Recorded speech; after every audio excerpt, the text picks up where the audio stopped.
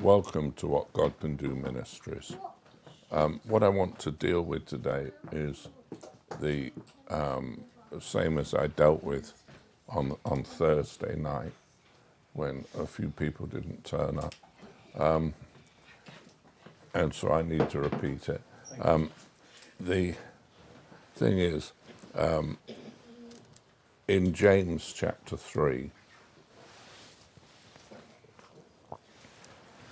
it says this in verse 13, "Who is a wise man and endued with knowledge among you? Let him show out of a good conversation his works with meekness and of wisdom. But if you have bitter envyings and strife in your hearts, glory not and lie not against the truth. This wisdom descendeth not from above, but is earthly, sensual, devilish. For where envyings and strife is, there is confusion and every evil work. But the wisdom that is from above is first pure, then peaceable, gentle and easy to be entreated, full of mercy and good fruits, without partiality, without hypocrisy. And the fruit of righteousness is sown in peace, of them that make peace." One of the things you have to appreciate is there's two types of people in the church. There's the people who sow for peace, and there's the people who sow for war. And our God is a man of war when it comes to dealing with heresies. And I want to look at heresies because one of the things that has struck the church is the heretical doctrines of man. And one of the worst doctrines of man is the heresy of tithing. Now, tithing has always been considered an old covenant principle. And yet, Abraham tithed before the law was. And you'll find that if you go back, there are people who tithe without the law. So tithing wasn't an expression of legalism. Tithing was an expression of love. Now, if you go to Malachi, where most people rely on tithing, you discover that tithing is not based on Mosaic law. So let's go back to Malachi.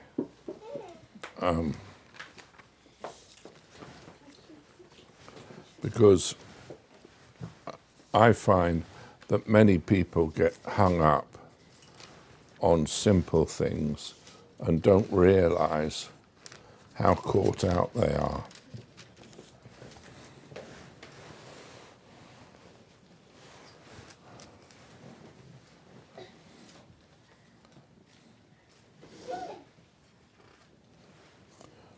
Okay.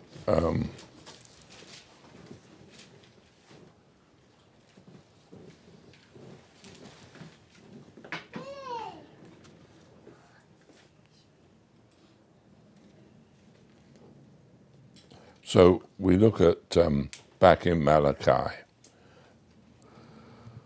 The Lord says this. He says, "You have wearied the Lord with your words," in verse 17 of chapter 2.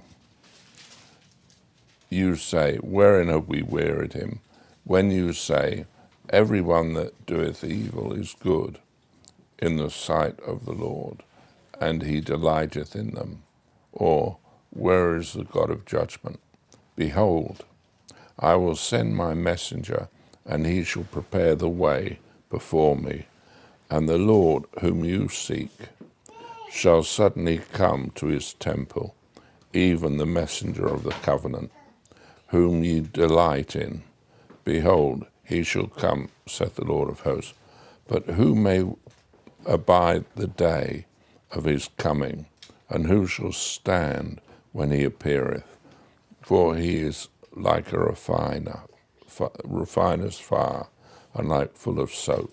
And he shall sit as a refiner and purifier of silver, and he shall purify the sons of Levi, and purge them as gold and silver, that they may offer unto the Lord an offering in righteousness. Then shall the offering of Judah and Jerusalem be pleasant unto the Lord, as in the days of old, as in the former years. And I will come near to you to judgment, and I will be swift witness against the sorcerers, and against the adulterers, and against false swearers, and against those that oppress the hirelings in his wages, the widow and the fatherless, and that turn aside the stranger from his right, and fear not me, saith the Lord of hosts. For I am the Lord, I change not. Therefore, you sons of Jacob are not consumed. Now, who are the sons of Jacob? Who are the sons of Jacob? The 12 tribes. Huh? The 12 sons. Yeah, but who are they? Are they before the law was? Yeah. Hello? Yeah, they were. They were. Okay, let's go on.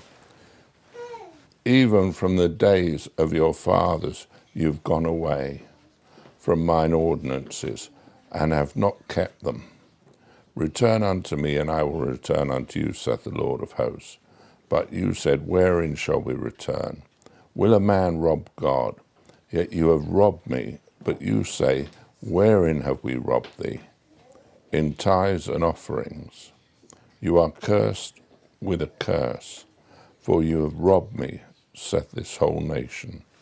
Bring ye all the tithes into my storehouse, that there may be meat in mine house, and prove me now herewith, saith the Lord of hosts, if I will not open you the windows of heaven, and pour you out a blessing, that there shall not be room enough to receive it.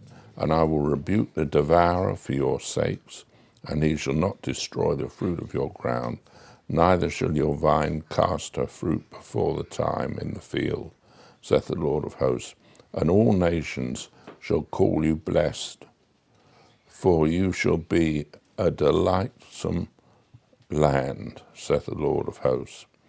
Your words have been stout against me, saith the Lord.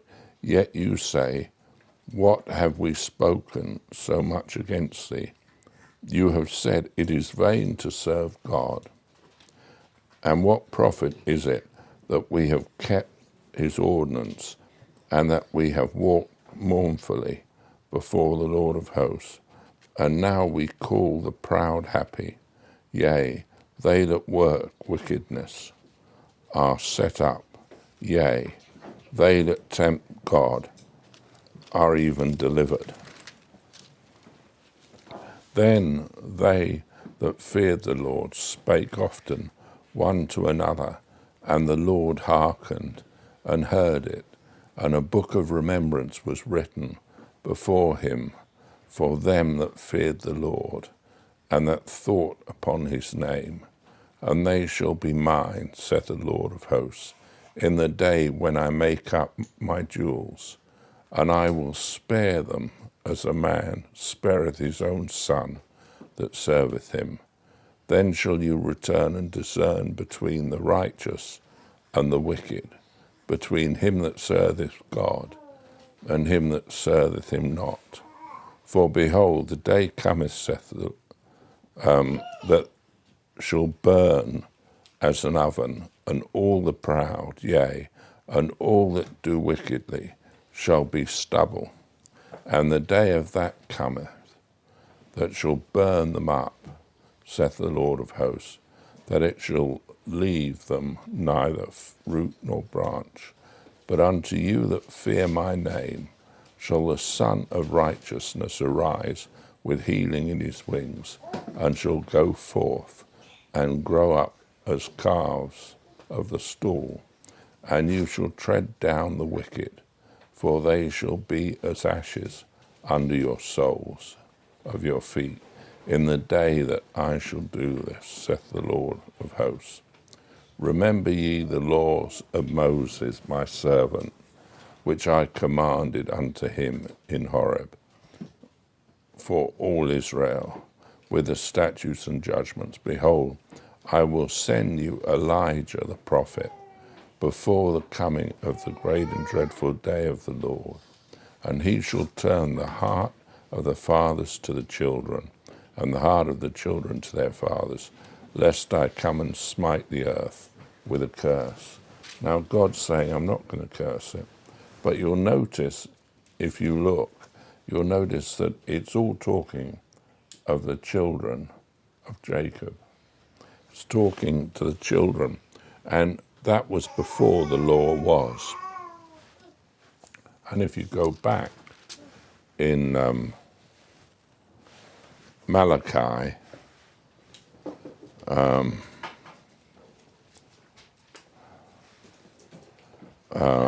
the burden of the word of the Lord to Israel by Malachi. I have loved you, saith the Lord. This is in chapter 1, verse 1. Yet you say, wherein hast thou loved us? Was not Esau Jacob's brother, saith the Lord?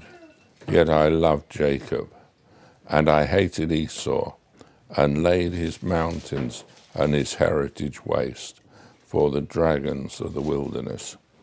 Whereas Edom what saith, we are impoverished, but we will return and build the desolate places.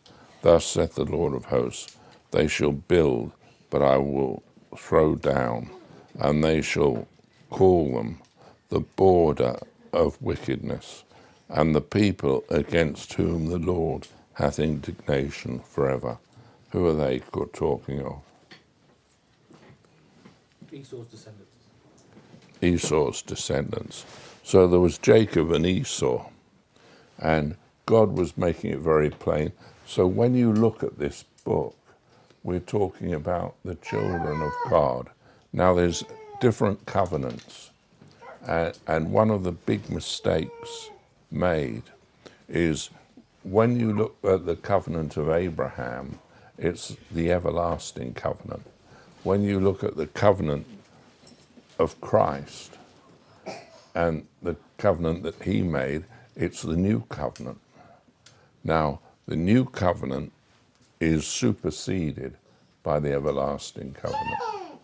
And the everlasting covenant is for those who in Abraham's day, he believed God and it was counted to him for righteousness. The sin wasn't imputed to him. The reason it was because he believed God's word. And we are the children of Abraham, if we are those that are those of faith. And those of faith are totally different from the religious people. The religious people are the people who basically live under law, live under legalism. But the people of faith don't live that way at all. You'll find that King David lived under the everlasting covenant. You'll find that Abraham lived under the everlasting covenant. You'll find Elijah, Elisha, and all of the prophets lived under the everlasting covenant. Now, the reason that they lived under the everlasting covenant is it had better promises and a better hope. And when they speak of it in the book of Hebrews, it always declares the better promises, the better hope. All right? Now, what we want to live by is the everlasting covenant, and we want to live under the new covenant. And we want to differentiate from the legalistic one. Now, one of the things that it says when it says, will a man rob God? They say, wherewith have we robbed thee? And what's the answer? Tithes and fruits. in tithes and offerings. offerings. Now, what are the offerings? Berries. What are the tithes?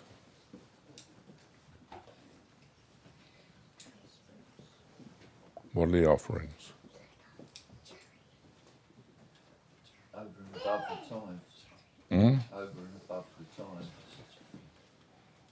Okay, tithes and offerings. Now, when Jesus spoke, you remember, he said, look, except your righteousness exceed the righteousness of the scribes and Pharisees, you shall in no wise enter into the kingdom of God. And then he talks about tithes and offerings. So it's not just the tithe that you owe, because that is part of the command, but also you owe the offerings. What offerings?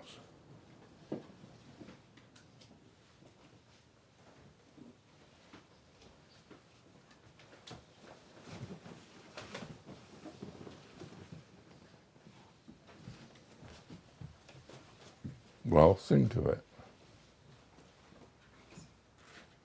What offerings? The first fruit, is it? First fruits. Of all your, the womb of the labour. The first fruits of your. So your first fruits are what? Your earnings? Hmm? The earnings of your wages? Sorry? The money that you earn? Yeah, the money that you earn. What about it? That would be the fruit of your labour, wouldn't it? No, but what are the first fruit? You owe tithes, but what do you owe from the first fruits? Is there anything that you gain? Everything you've gained. Mm. So if, for instance, your first fruits were in a year, you had abundance of gifts, you would give the first fruit of it to God. Okay? Not that you owe it all the time, but you owe it the first time. The first fruit of your increase you give to God.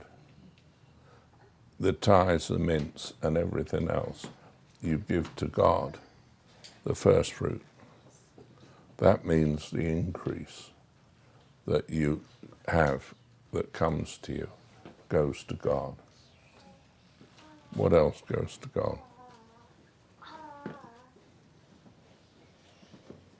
Will a man rob God in your tithes and in your offerings?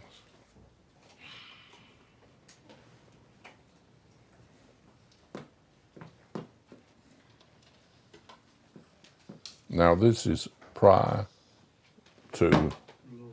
the law. Everything, yeah.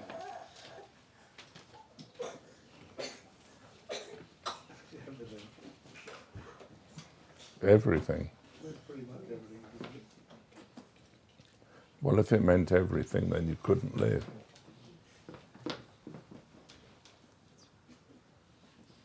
Okay? You couldn't live. So obviously God has restricted it. And God restricts it so that you acknowledge what he says. And the first fruits are the tithes and the offerings. The first fruit you give to God. Now, that means that if you get a salary increase, what do? The first fruit of it you give to God. Why? Because it's an increase. Okay, now that would be the first fruit. What else?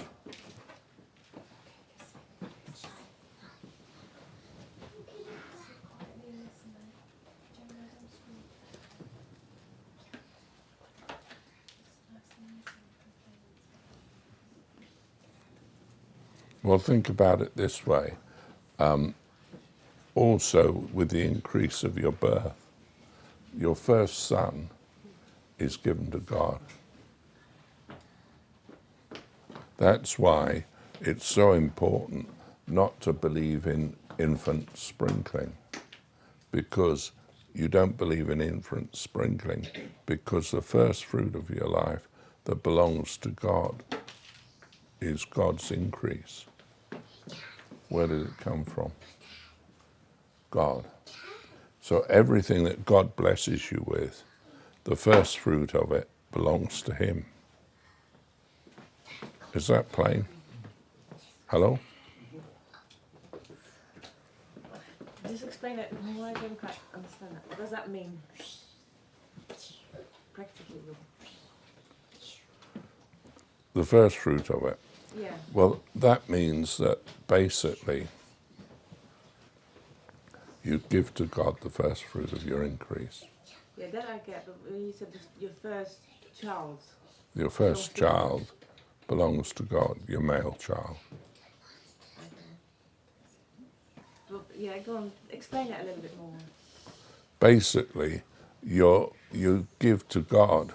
In other words, you lay down His life. It's not yours, it's His.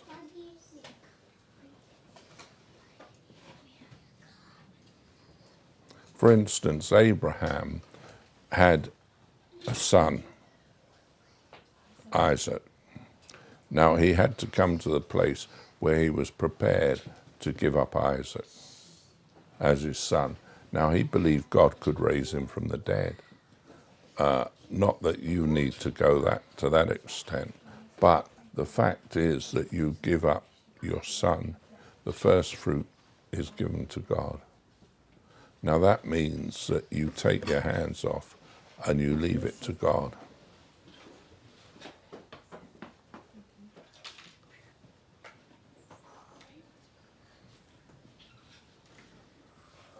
Very important to see.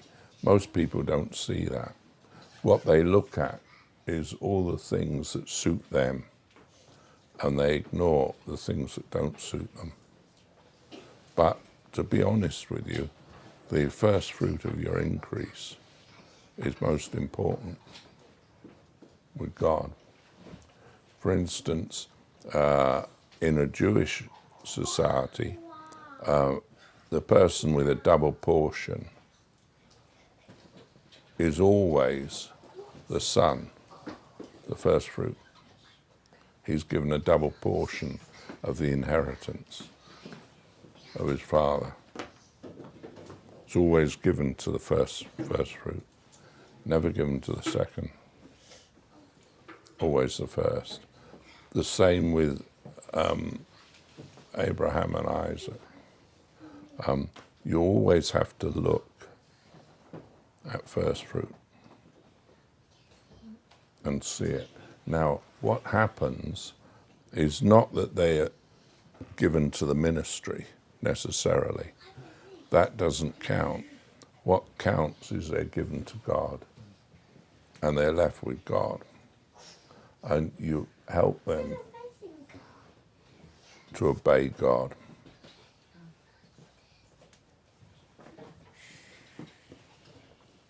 And they inherit twice as much as would the second. Now that is part of the system. Now it always worked with Abraham. Now with Abraham, you'll remember that when he married again, he had wives and children by his other wives, but they weren't part of the first fruit. Isaac was. You've got the same thing with Jacob, Abraham, Isaac, and Jacob. And God is the God of the living. Okay? Is that plain? Now, you might not like it, might not agree with you, but that is the way it is.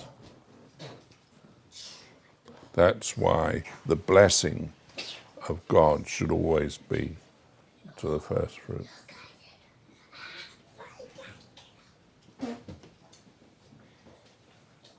Hello? In other words, my son is really my first fruit, not my daughter, my son.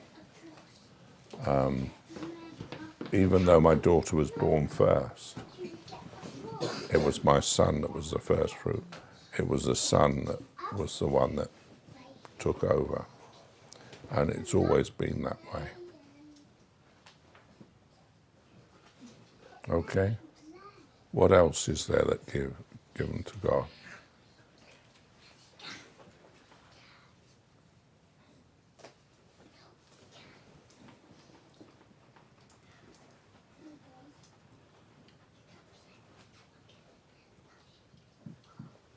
Okay, well, let's look on it like this. Take your house. Okay. The first fruits of your house, when there's an increase, the first fruits unto God.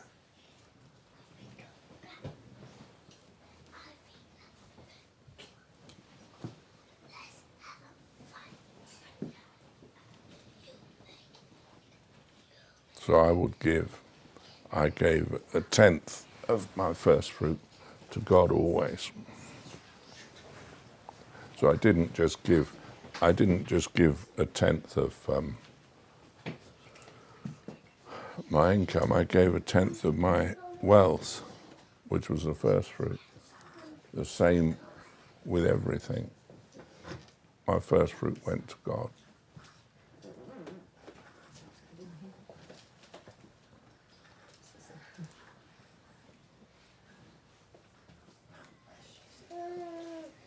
Well, when you look at it, it says, well, will a man rob God?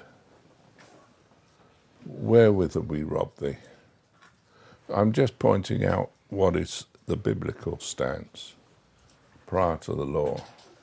Now, whether you want to do it or not is your business.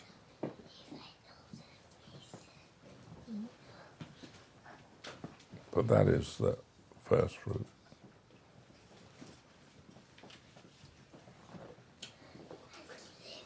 Okay, so what is going to increase your wealth? You give the first fruit of that to God.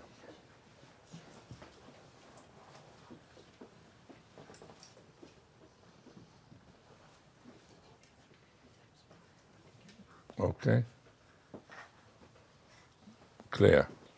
Is that clear? Now, that is where we begin to look on it, as a first fruit. What I'm trying to point out to you is that very often people complain. They complain to God that they don't get reward for what they've done. Well, I tithed, I did this, I did that, but they've never borne the first fruit. They've ignored it totally. All they've done is to change the law of God into precepts of man. The Talmud actually perverts the whole thing and doesn't give increase to it. And it's so important to understand we have to live according to the law of God. Now, not the law of God in the natural Mosaic law, but Abrahamic law. And you'll find Abrahamic law is the everlasting covenant. And the covenant came through who? Who was the first of the covenant?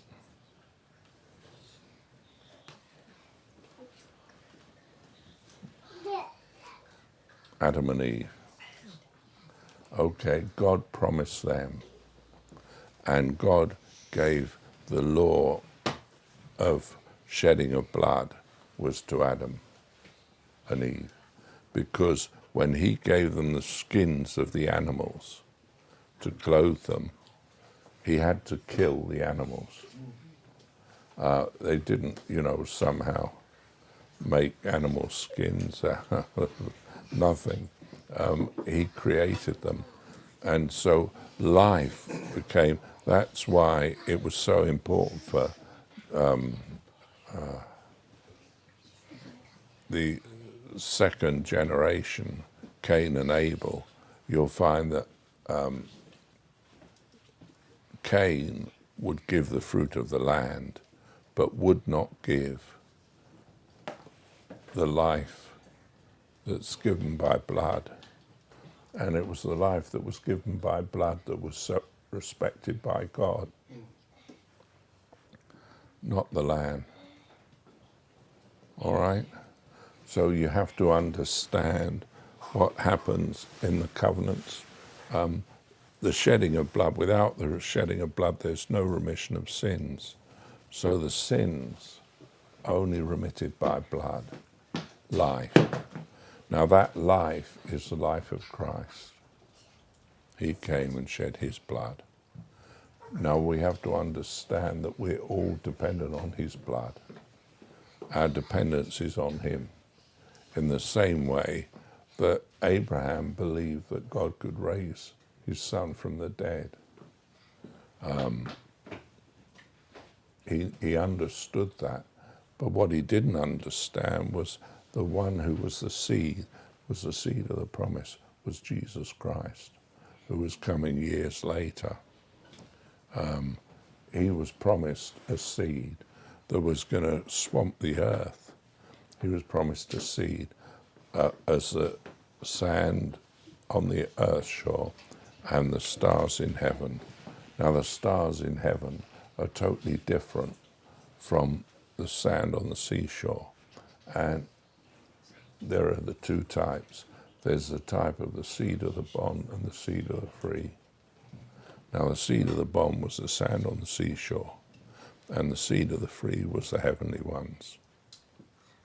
Okay, and they were in two separate covenants, spoken 20 years apart. So you've got to understand that. You have to understand God's covenant basis, always. Okay? So when you look at the covenants, there's a covenant to Adam and Eve. There was a covenant to Noah, because you remember Noah made a covenant with God, and God made a covenant with Noah, which was part of the everlasting covenant, but it was promised to all the seed. He would never flood the earth again. And he was going to be the man who was going to manipulate the heaven and the earth. Hot and cold were going to be part of God's command. So everything we believe in is according to the everlasting covenant, not according to the covenant of man. Man believes that they actually influence the heating and how hot and cold it is. But in truth, if you think about it, I listened very carefully when it said that the problem with the heating of the world was that the ozone layer was going to burn up. Do you remember that? And that time, but it was a lie. And they found out that the area of ozone grew back miraculously. God ignored the law, and God brought it back, and God restored it. Now that told me, and that was years ago, that told me that the covenant was never applied outside of the covenants of God. The covenants of God are the only things that count. Okay? So when you begin to look at these things, you've got to look at the covenants of God. What you don't look at is the covenants of man.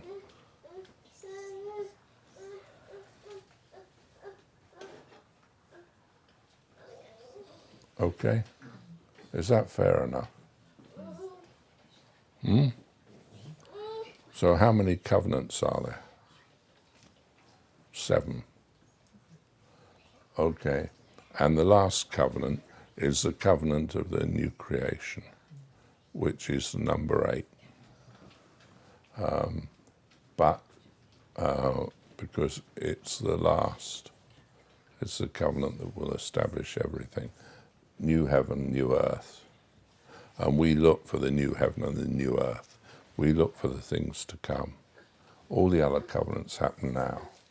That last covenant happens with the 8th.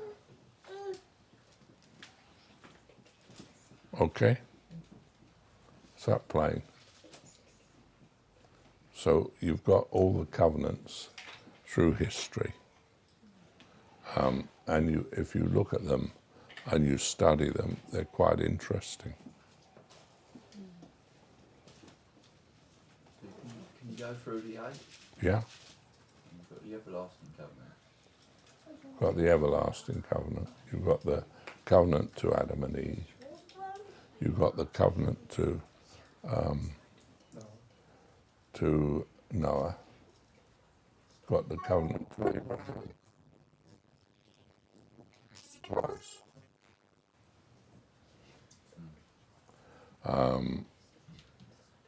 And you've got the covenant to David. And you had the covenant to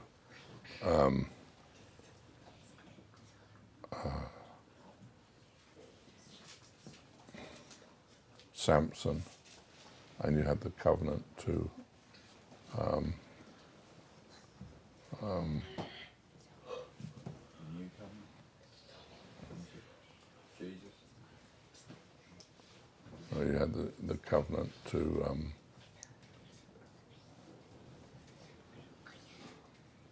Solomon. And then you have the new covenant, which is to Jesus. But the new covenant was always held. You see, the problem is that people don't realize that when God says all the covenants of God in Abraham are for us, there's a song they sing, which is totally false, because the covenant that was promised to Abraham was Christ. It was not a covenant of promise outside of Christ. So he saw the fulfillment of the covenant when he lived after his death.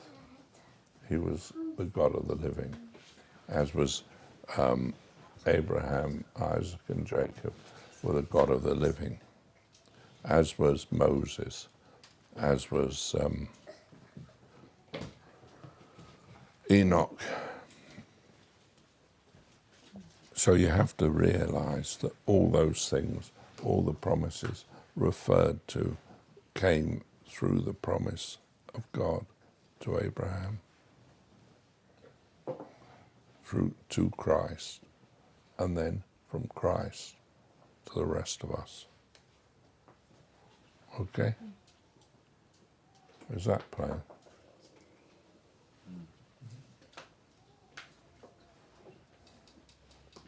Okay, I just wanted to stir your minds up to think, whether you live God's way or you live by legalism.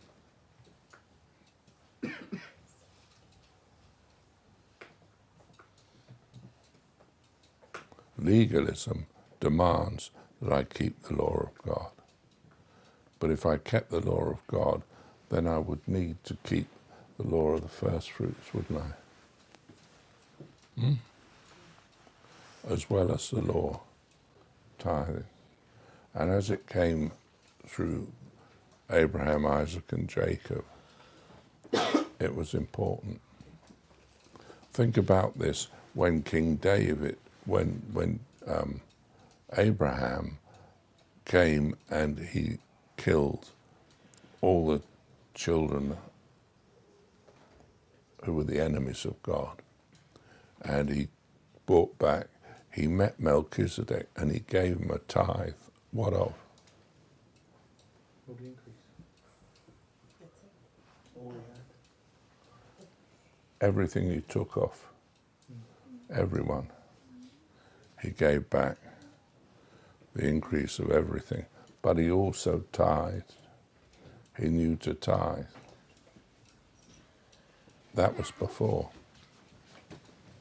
So we need to understand the law of increase. And we need to start looking deeper than just shallow law. Start understanding, hey, just a minute. What am I really reading? Is it really saying?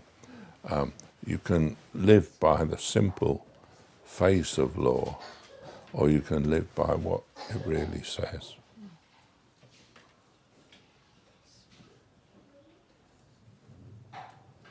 So when I taught, first of all, on tithing, I only taught on the basis of the increase as well, and all the law. And I taught it only 3 times in 30 odd years in the church. I never went into it much. The reason for that was that the law of God is totally different. I'm the Lord, I change not. So that change not is part of the everlasting covenant.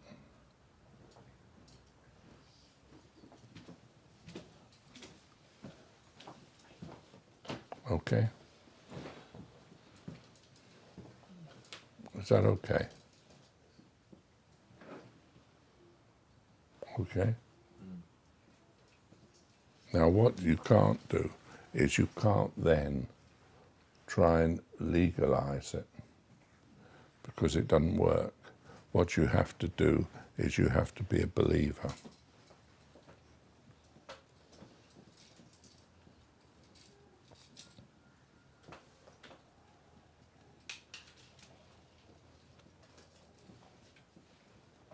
Obviously, I've wasted my breath. No. Do you understand what I'm saying? So it becomes a very important side of it. Most people don't actually listen to what God says. They listen to what they think he said. And that's why you change the law of God into the precepts of man. That's where they took the simple law of God and said, oh, well, that doesn't apply. And you'll find, for instance, in America now, there's a move to come away from tithing. Oh, that's old covenant. It wasn't old covenant. So they don't give anything, or hardly anything. But the problem is they've missed out the fact that it's much more than a tenth.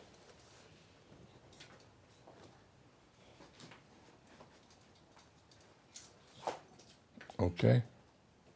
So all I wanted to do was make you aware of the principles. Now what you do with it, it's up to you. All you've got to do is look to what God said through the covenants, and you've got to look at what he believes.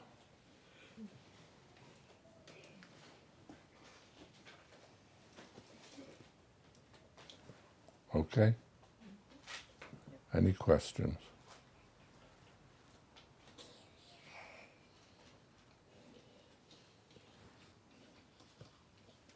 No questions.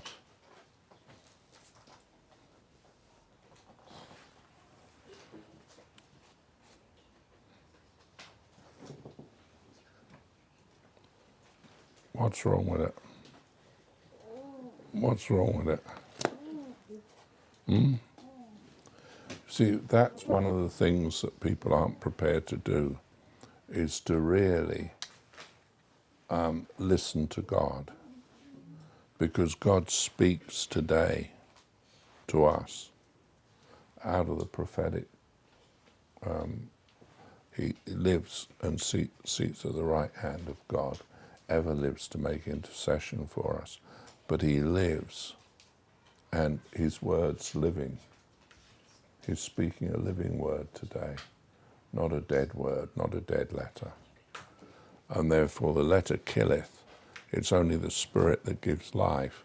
Therefore we've got to be able to hear and understand of the living things.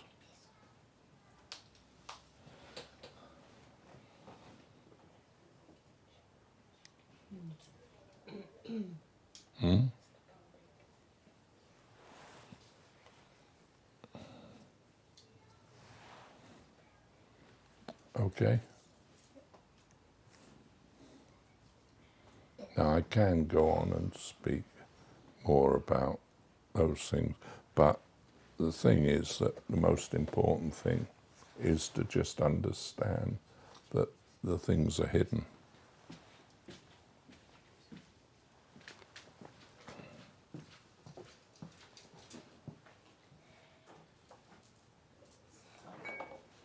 You go to Africa, as I did, I remember people, they'd come out and they'd give their tithe, their tenth, and they thought they were giving to God.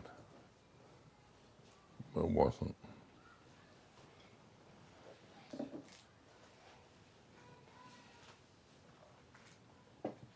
It was minimal.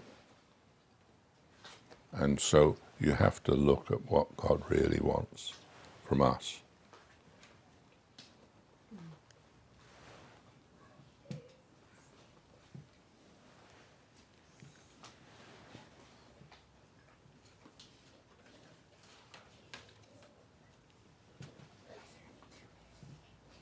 But then he promises, doesn't he, that he will stop all the decreasing of stuff. He'll rebuke the devourers for our sake. He'll do all sorts for our sake. But that doesn't happen very often. Reason? Because it's part of the first fruit.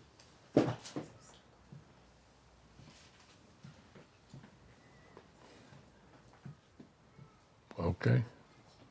Anyway, I thought it'd be helpful. I just shared the thoughts and leave it with you. You know, I'm not wanting to expand on it any more than that. And you can then work it out for yourself. And you can say, well, Lord, you know, what is it that you really want from me?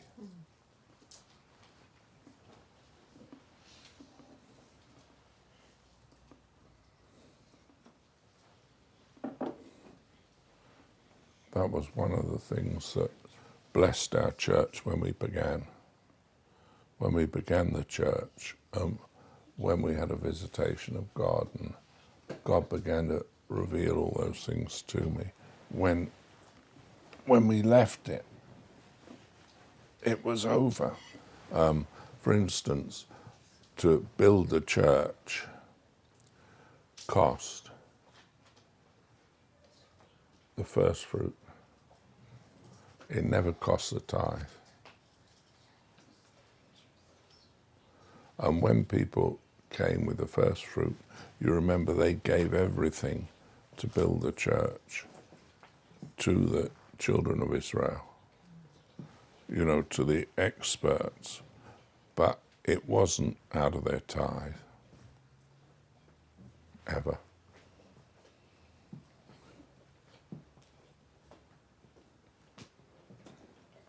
And that was what made the difference.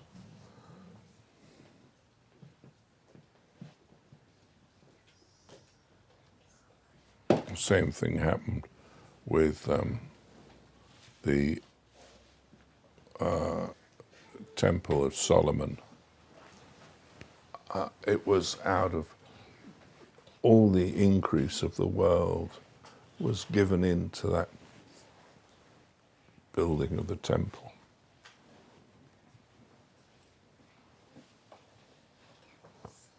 You look at it and you'll see that he took it from everywhere.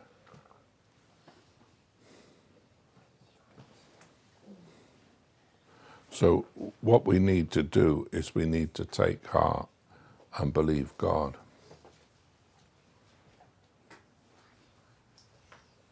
It's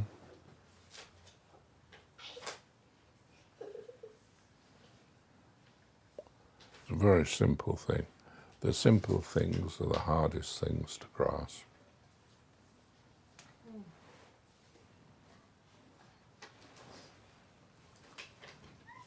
Because they're simple. And that's why people miss it. And God intends them to miss it. God intends to hide things so that then he's not compelled to bless them.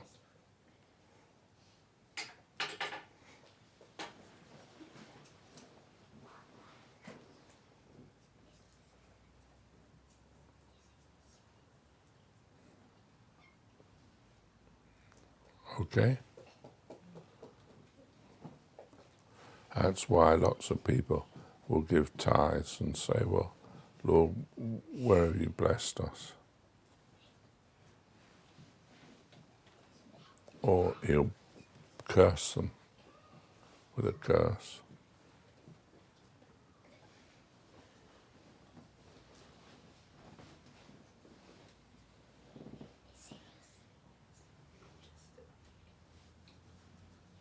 Okay? Is that all right? You all got it? As far as I've gone, you've got it. But no further. Okay.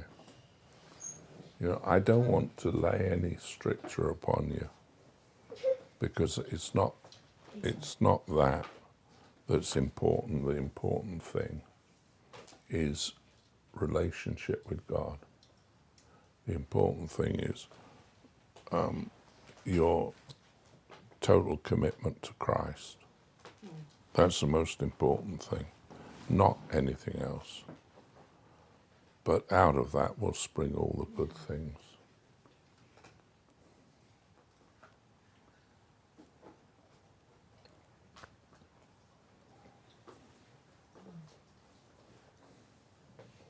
You were created in Christ Jesus unto good works, that God before ordained that you should walk in them. But those good works were visiting the fatherless, visiting the prisoners, visiting, in other words, there were a lot of things God said do. And you'll say, when did I do it? And you say, well, when you did it to the least of me, did it unto me. And so the whole thing becomes part of the promises of God.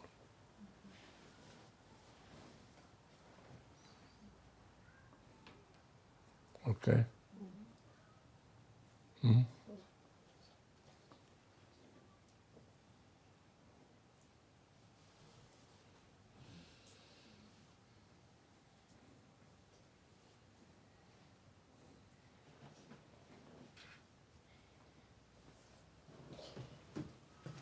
So for instance, sickness, disease,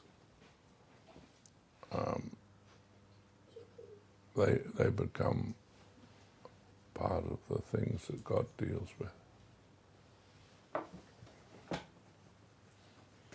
Okay? Is that plain?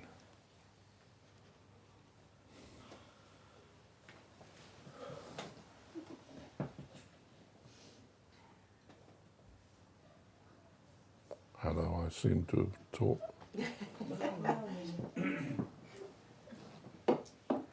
Is that plain for you? Plain? Plain? Is it plain? Plain? It's very awkward. No, it's not that plain to me. Hmm? No, I don't find it plain. Sickness and disease is something that God deals with. You have to expand it a bit on that. Sickness and disease. Yeah. So what are you saying? Well, God, basically everyone's going to die of something, Yeah. you know. That is the truth. But to die outside of your time and before the time, allotted time, is wrong. Yeah, okay. Isn't it? Yeah. I think so. So your allotted time is the time that God gives you. Okay.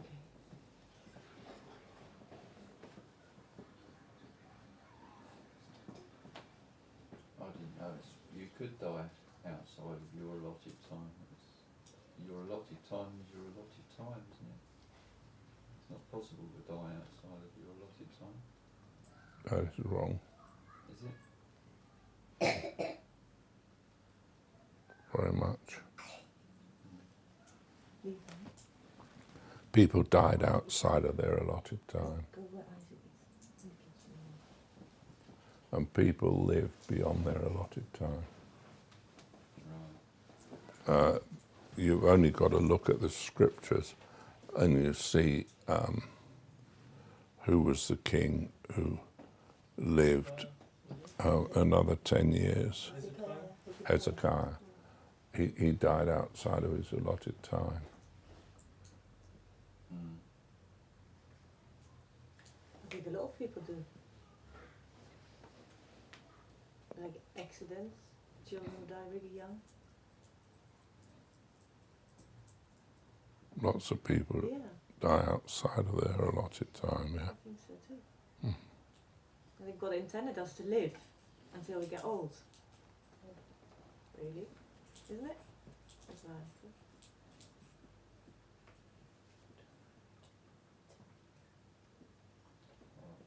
I just presume that God had allotted us at different lifespans. You know. He has, according to his will. But what did he say?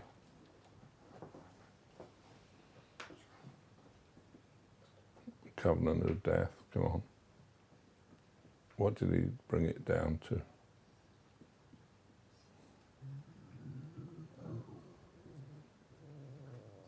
Not talking about the wages of sin. Don't know. God reduced the time of life.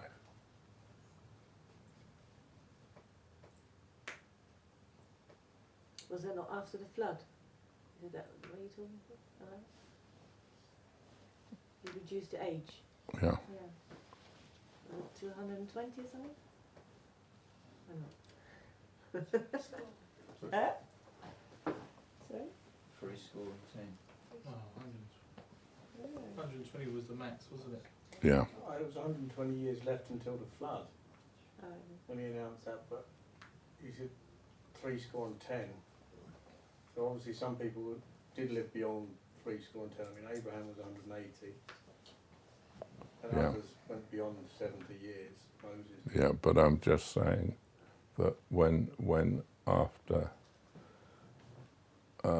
Noah, it was The age reduced. reduced a lot after Noah. Yeah.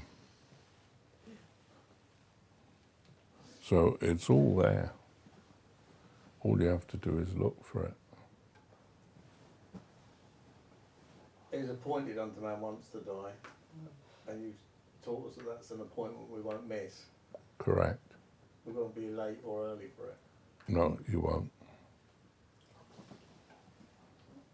But then, is it because God has given you the ability to live, or is it because you're outside your allotted time? Still God. Still God, that's right. Even when the devil takes a person is still God. So, you can't do nothing without God's permission. Yeah.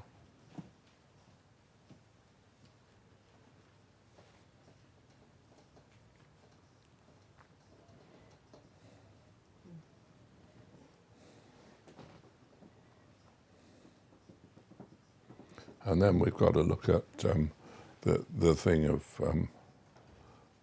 the sovereignty of God. Even though God's sovereign, He's sovereign enough to withdraw His hand, to allow, the enemy to take control. I've been there and seen it, where God has withdrawn His hand. And you can't pray for someone like that. I've been there when God has spoken to me, and I've prayed for people and they've been raised. But that is sovereign. Again, it's sovereign of God. You can't, once you start dealing in those areas, you're dealing with an area where you've got to be careful what you do.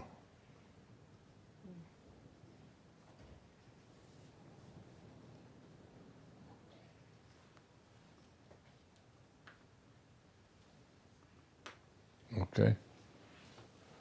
Is that fair enough? Is it fair enough down there?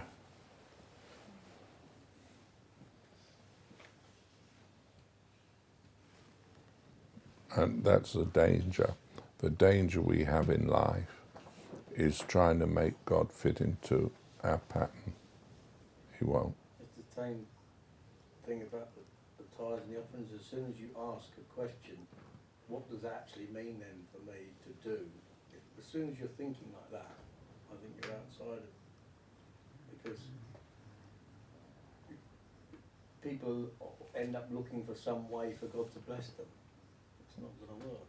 No, it doesn't. So they think if I do X, then He'll do Y. No. It doesn't work like that. Well, no, because then you can come into the... It's straight back into legalism. If you said it's the relationship, It's it all relationship. flows out of that. It flows out of speaking to people. And believing what God says. So He said to Abraham, Abraham believed that he could raise his son back from the dead, which is essentially what we believe, that God has raised His son from the dead. We believe in the resurrection.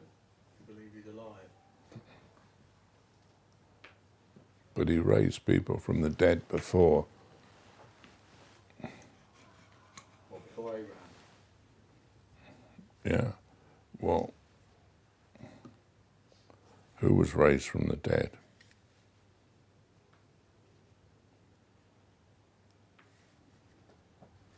Before Abraham? Well, you're in Him before the foundation anyway. Enoch.